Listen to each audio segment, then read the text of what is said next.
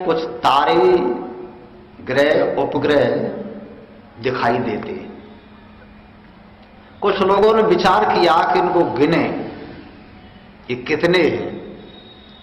तो बहनों और भाइयों, बंधुओं, इनको गिनते गिनते बड़े बड़े गणित के विद्वान थक गए। और जब से धरती पर मनुष्य पैदा हुआ है तब से आज तक ये कोशिश में है कि इनको गिन करके बता दें कितने हैं, पर सारी दुनिया के लोग अब तक अरबों वर्षों में इनको गिन नहीं पाए। आखिर में क्या कहते हैं? नेति नेति, न इति न इति, इनका कोई अंत नहीं, जाने कितने हैं। इसलिए ऐ मनुष्य, अपनी कारीगरी पर ही मस्त मत हो।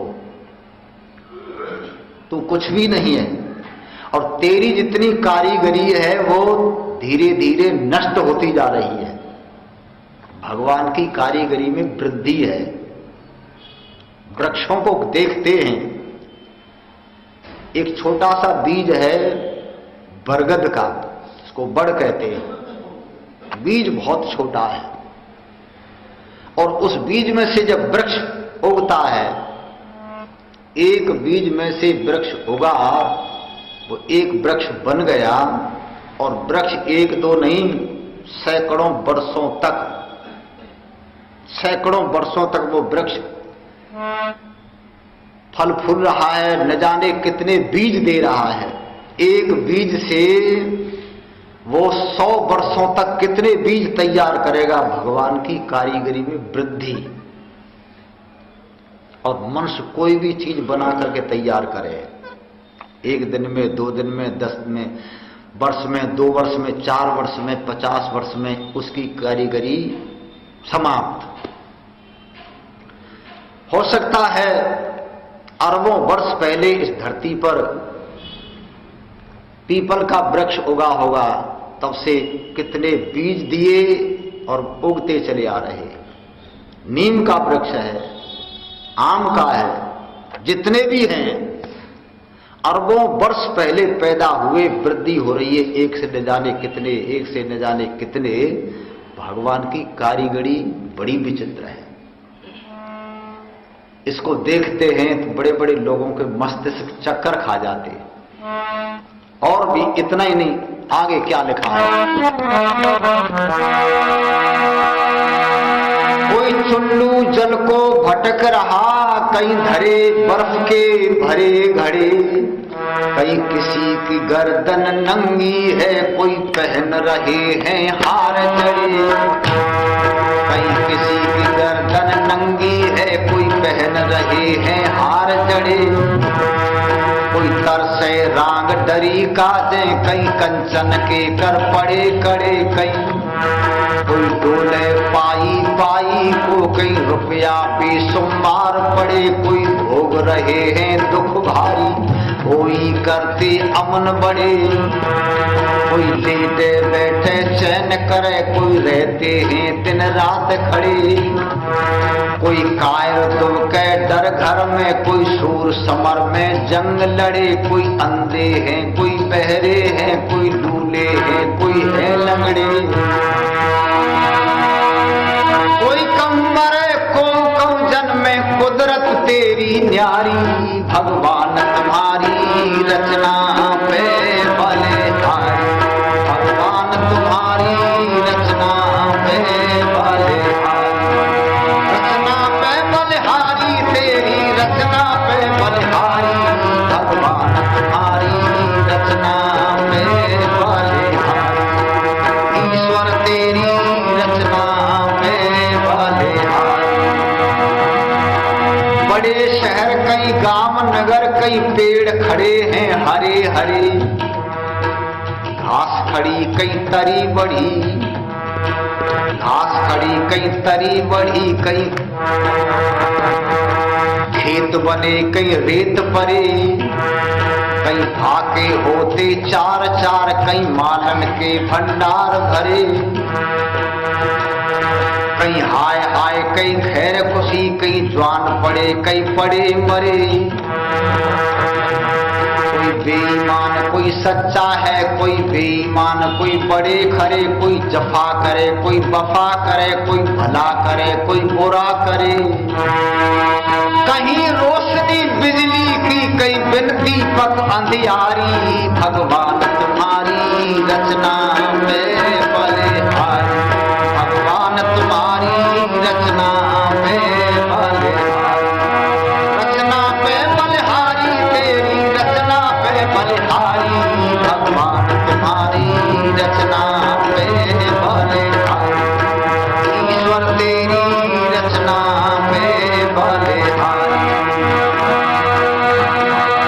कहीं बादल गरजे घोर घोर, कहीं मोर शोर वन में करते, बिजली चमक रही घन में, कहीं पानी बरसे अमर से, कहीं धूप खिली कहीं छाया है, कहीं रात दिना झरना झरते, कभी कौआ कांव कांव करते, कहीं कोयल बोले मधुस्वर से, कहीं शेर बनों में घूम रहे, कहीं हिरणों के जोड़ा चरते, कोई लूट रही धन गैरों का, कोई माल लुटाए रहे घर से, कोई दानी दान पुण्य करते, कोई मूंजी जोर जोर धरते, कोई कह के क्षण में मुकर जाए, कोई कभी नहीं प्रणते डरते, कोई जाने धर्म अधर्म नहीं लौ लगी किसी की ईश्वर से। कभी लोग किस भात बखाने धन धन अपरंपारी, भगवान तुम्हारी रचना पे बलिहारी, भगवान तुम्हारी रचना पे बलिहारी, रचना पे बलिहारी तेरी रचना पे बलिहारी, भगवान तुम्हारी रचना पे बलिहारी, ईश्वर तेरी रचना पे बलिहारी।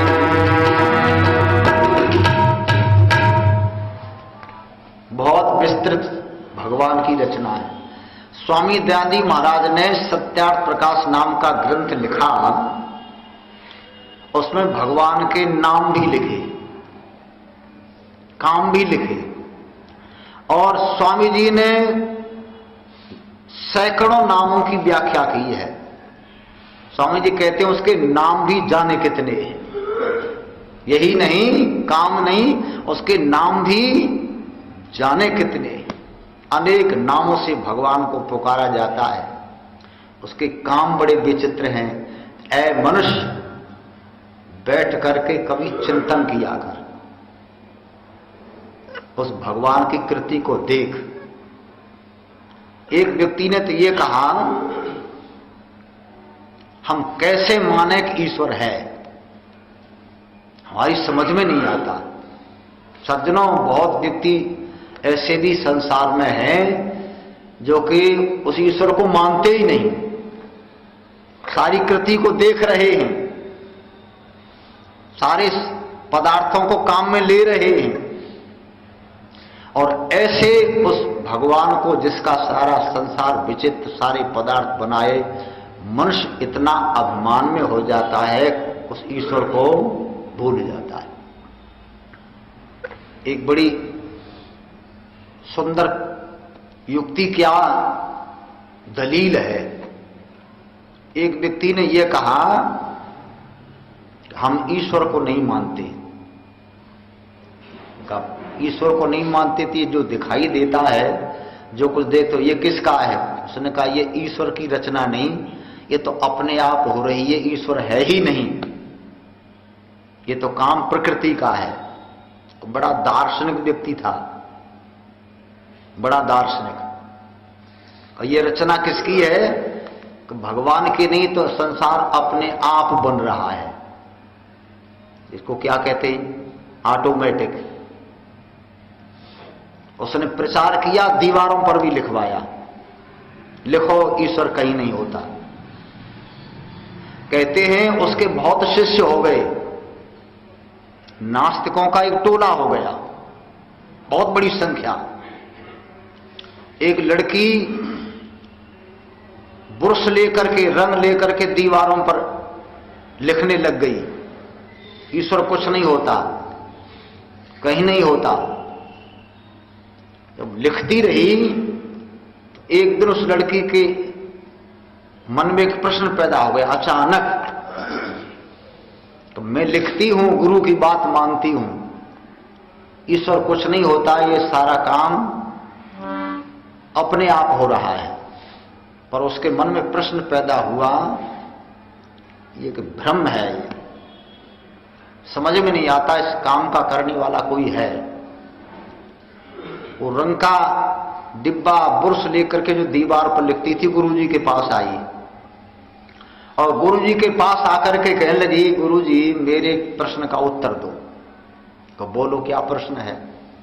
कि हम ईश्वर को नहीं मानते, ये दुनिया अपने आप बन रही है, ये मानते हैं, बनाने वाला कोई नहीं। पर प्रश्न यह है, मैं जब आपकी शक्ल को देखती हूं तो आपकी सूरत में, शक्ल में कुछ अंतर दिखाई दे रहा है। उसने कहा क्या दिखाई देता है? अब से 25-30 वर्ष पहले आपका फोटो और ढंग का था और 25-30 वर्ष के बाद अब आपका जब फोटो लिया जाए तो आपके के चेहरे पर झुर्रियां पड़ गई हैं, आंखों की ज्योति जा रही है, पैरों की शक्ति गई, हाथ की शक्ति कम, शरीर का सारा ढंग बदल गया है। मुझे ये बताओ गुरुजी, आपने अपने शरीर में परिवर्तन क्यों कर दिया है? ये तुमने क्यों किया? तो जिससे प्रश्न किया बंधु, उसका नाम था लाप्लास, दार्शनिक व्यक्ति था। उसने कहा बेटी, ये जो परिवर्तन मेरे चेहरे पर दिखाई दे रहा है, ये मैंने नहीं किया है। लड़की ने कहा किसने किया बताओ? तो लाप्लास कहने लगा ये प्रकृति का धर्म है, ये काम प्रकृति का है। लड़की कहने लगी प्रकृति जड़ है या चेतन? तुरंत कह गया लाप्लास कि प्रकृति तो जड़ है। लड़की ने दूसरा प्रश्न किया, गुरुजी प्रकृति जड़ है तो जड़ चीज में अपने आप गति नहीं होती, जड़ चीज में कोई गति अपने आप नहीं होती, और तुम्हारे शरीर में परिवर्तन हो रहा है, ये कौन कर रहा है? लाप्लास कहने लगा जड़ चीज में गति अपने आप होती नहीं, यह मैं मानता हूं, पर परिवर्तन हो रहा है, शायद जड़ प्रकृति अपने आप परिवर्तन करती हो। तो कहा ना, जड़ में कोई गति क्रिया अपने आप नहीं होती। गुरुजी बताओ ये परिवर्तन कौन करता है? तो लाप्लास जैसा व्यक्ति अंत में कहने लगा, मालूम पड़ता है कोई शक्ति काम कर रही है, मैं परिवर्तन चाहता नहीं, जड़ में परिवर्तन अपने आप होता नहीं, तो हो सकता है कोई शक्ति काम करती है। लड़की ने कहा वो शक्ति कौन सी है? तो उसको कहना पड़ा शायद दुनिया के लोग उसको ईश्वर कहते हैं। लड़की ने कहा जब उसको ईश्वर कहते तुमने दीवार क्यों बिगड़वाई, ये क्यों लिखवाया? कहा अब इनके ऊपर स्याही पोत दो, समझ में आया कोई शक्ति काम कर रही है, आंखों से दिखाई नहीं देती। इसलिए बहनों और भाइयों, वो ईश्वर बड़ा महान, बड़ा विचित्र है। वो हर चीज में, एक कवि ने दोहा लिखा था, तेरी सत्ता के बिना हे प्रभु मंगल, मूल और पत्ता तक हिलता नहीं, खिले न कोई फूल। उसकी शक्ति वही सारे संसार में गति करता है। बहनों और भाइयों, क्या से क्या कर दे उसको कभी मत भूलो, वो बड़ा विचित्र है। एक गीत की 2-3 लाइन सुनो, फिर आगे का कार्यक्रम आप सुनेंगे। आचार्य जी के द्वारा लिखा है,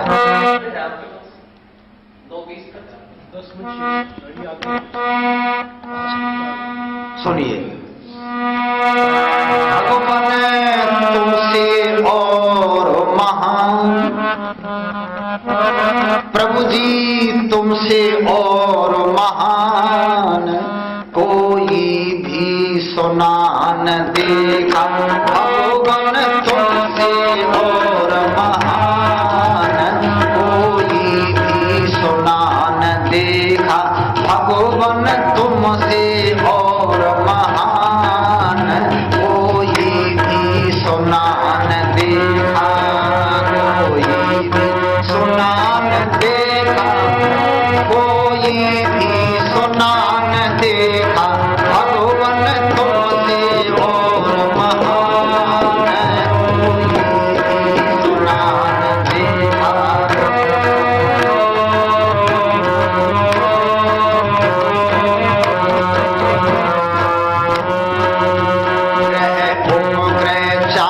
सितारे जो चमके न्यारे न्यारे, ग्रह उपग्रह चांद सितारे रच डाले न्यारे न्यारे, गिन गिन हार गए विद्वान, कोई भी सुना न देखा भगवन तुमसे और महान, कोई भी सुना देखा।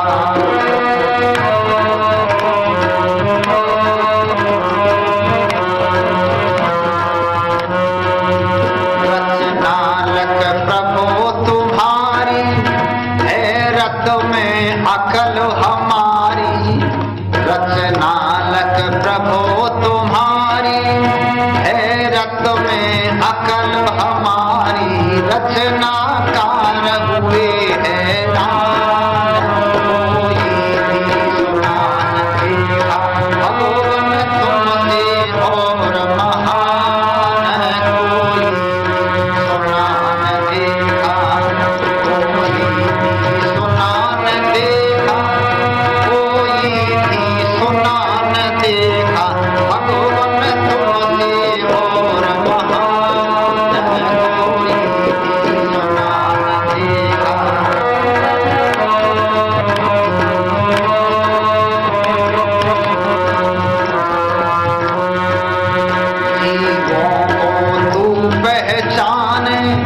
सबके कर्मों को जाने, जीवों को तू पहचाने, सबके कर्मों को जाने, जाने तू कितना गुणवान, कोई भी सुना न देखा भगवन तुमसे और महान, कोई भी सुना न देखा, भगवन तुमसे और महान, कोई सुना देखा।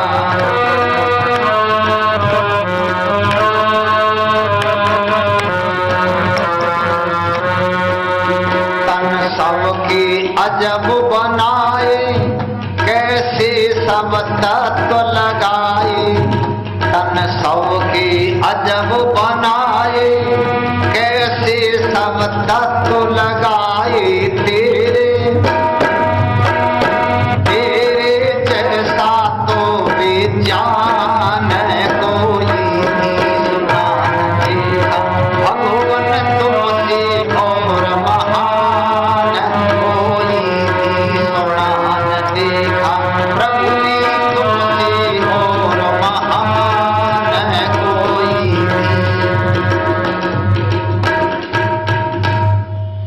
लोगों ने एक जानकारी की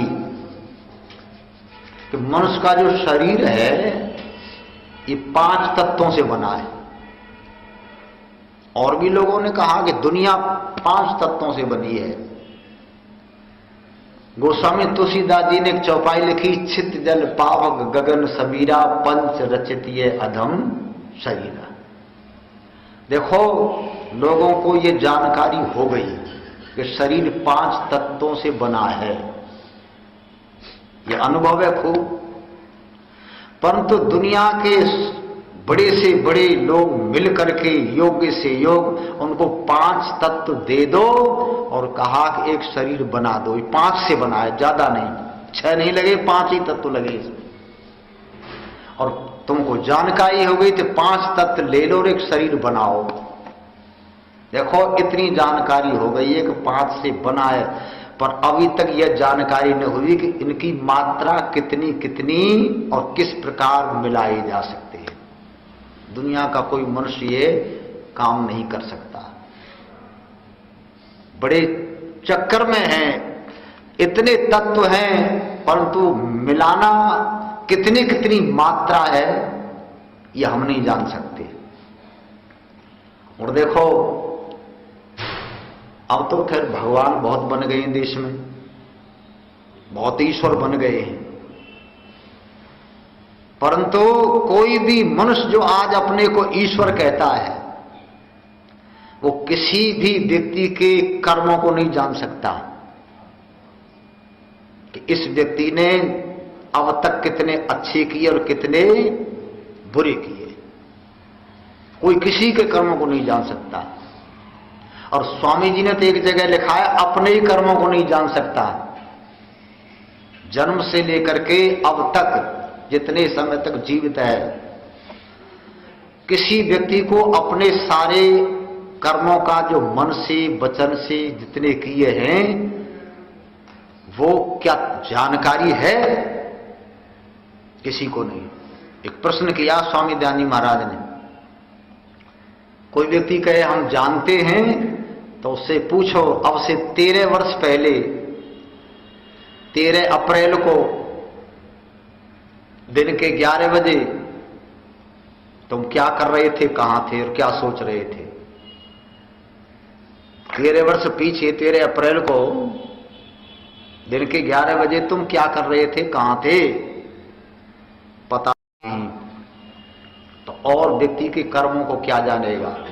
और जो भगवान कितना महान है, ओहो, सारी दुनिया के लोग जितने हैं सबके कर्मों को जानता है।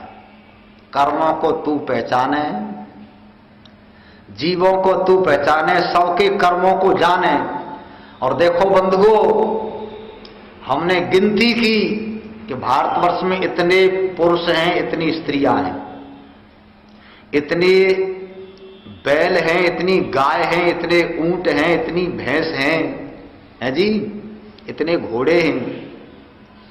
सरकार जानकारी करती है, इतने बच्चे पैदा होते हैं, इतने मर जाते हैं, ये जानकारी की। पर दुनिया के लोगों को पता नहीं कि मच्छर कितने हैं, मक्खी कितनी हैं, कीड़े कितने हैं, पतंगे कितने हैं, सर्प कितने हैं, बिच्छू कितने हैं, शहद की मक्खी कितनी है, गिनो, नहीं गिन सकते। पर ईश्वर कितना महान है, उसको सारे जीवों की जानकारी है। मैंने एक व्यक्ति से पूछा, भाई ये दुनिया में जितने जीव हैं, ईश्वर, जीव और प्रकृति, ये जीव कितने हैं, है कोई गिनती? तो कोई गिनती नहीं, असंख्य। और बंधुओं सबको जानता है। एक मंत्र हम प्रातःकाल बोलते हैं, वो सब नाम स्थान जन्मों को आता है ना। हाँ, सनो बंधुर जनता से बजाता धामान वेद भुवनान, वो नाम स्थान जन्मों को जानता है। और गजब है,